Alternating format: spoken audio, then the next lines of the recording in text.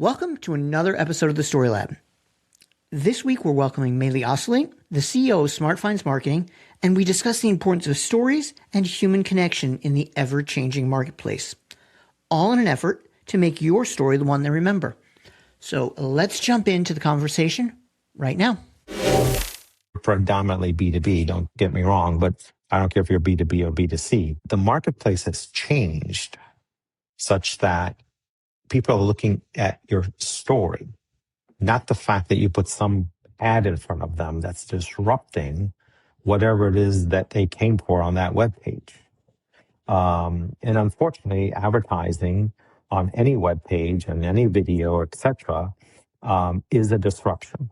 And you're trying to catch the attention of that person and disrupting whatever it is that they wanted to do. Right. So the only way that you can overcome that and say, and that person, your target audience saying, yes, I want to be disrupted, is if they know who you are. How do they know who you are? Well, got some story to tell. And so your story is your product. It's your service. It is the human factor of your company.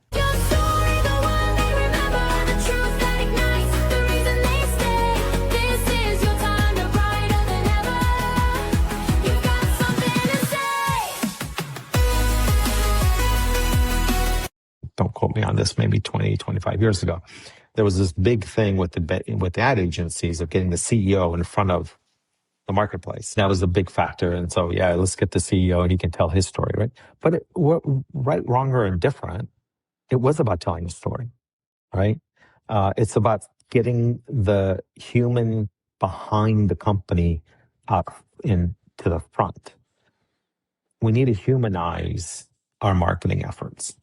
And we need to humanize our advertising efforts. But I can also tell you that advertising has to be secondary to your primary marketing efforts, so that your story is out there, building your brand, developing your earned media, developing that relationship, that virtual relationship with your target audience.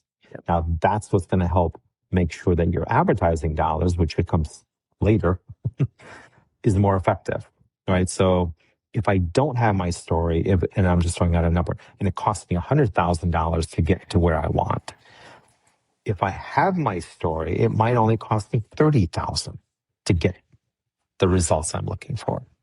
And so there's no question that, the angle, regardless of what you're doing and how you're doing it, has to be based around your story. So in your case, you're doing a lot of social media, and which is a great platform, number one, to tell a story, especially your Instagrams, your Facebooks, your communities in general, right? So Reddit, for example, that's a community which helps develop that relationship, that story, gets you closer with the people that you're talking to, or you're trying to reach. What the beauty of it, of the social platforms and your story, is it has residual value. Right. That's the beauty of it. And so so for every dollar you spend, and I say that relative to labor costs, not advertising. So for every dollar you're spending, literally you can get 5 to 10 back. Right. And if you're asking me, well, how do I know this? Well, I have a very specific story and a specific case study. It was about 5 years ago-ish, maybe more. We put a social media strategy together with a project, and over a 4-month period, we drove 824,000 people to the website. Wow. But here's the interesting thing. The budget didn't change month over month. The level of content we put out didn't change month over month.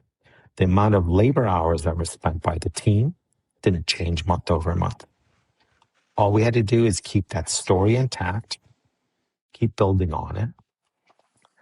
We needed and maintain the frequency and maintain the consistency. And it was mind-boggling to see I'm using this word. It's a compounding effect month over month. We started somewhere in the tune of, I think it was 50, 60,000 all of a sudden in a month. And I was scratching my head. I'm like, really? Wow, that's interesting. Next thing you know, next month, closer to 200. So we went from 60 to 200. And then it just ballooned after that. And so this idea of building out your story and your residual value in social communities, listen, I'm all for it. Yes. Number one on my on my strategy list. Absolutely. And it does have that impact. I know for myself, my story continues to build, just people knowing me, people connecting with me. And it's magic to me sometimes when I walk into a room, people I don't think I know, and they know my story and they know what's going on. And yeah, it's really powerful. And I'm just some dude, like I'm just some guy that helps people show up on social media. That's it. So, too funny.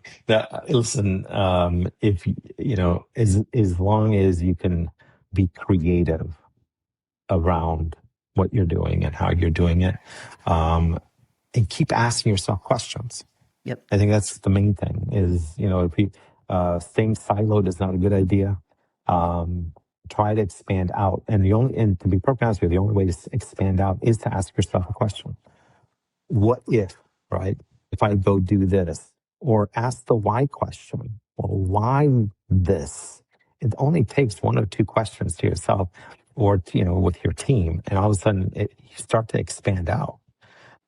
I think it's an important factor in anybody that's consulting or doing marketing, working in any capacity to help a client, company build their brand and their leads and their sales.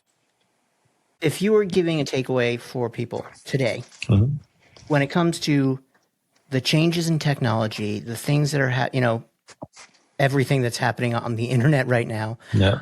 and where their story fits in, what would you give them as that first step of something that they need to do? They know they have to make a change. They know they got to show up. How do they do it? What's the first thing that they should think about?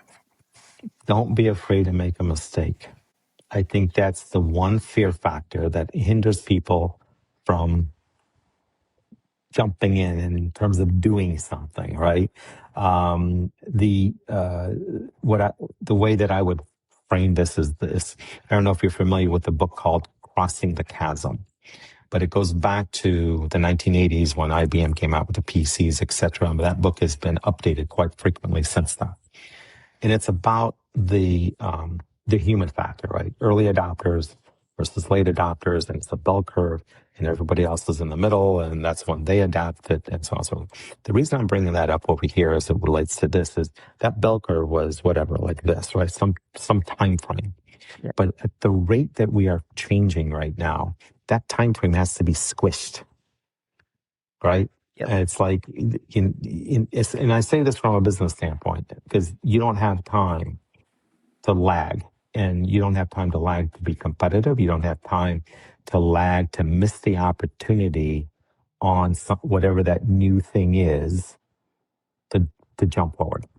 Yeah. We need to be able to get over the fear factor, and we have to move forward and embrace whatever. And I hate to say this, but we need to embrace whatever shiny new object is on the marketplace.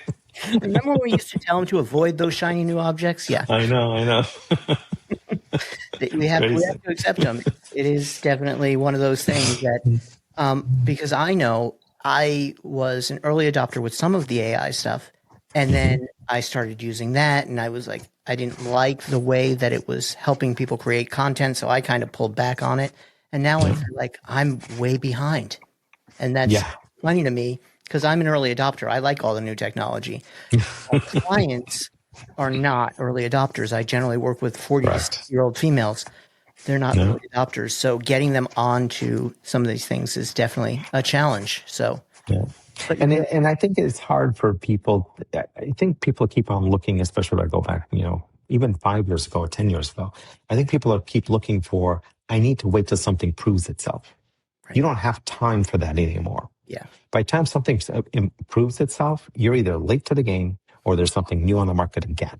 Yeah. And so what are you going to do? At what point do you jump in? Right.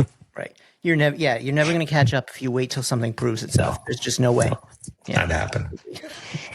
It is crazy that that's where we are in the world. Because 5 years ago, that's not where we were. And 5 years ago, we were in the middle of a pandemic. Yeah, that's true. Well, and that definitely changed some things very quickly. But yeah, 5 years from now, it's going to be crazy. 2030 is 5 years from now, 2031.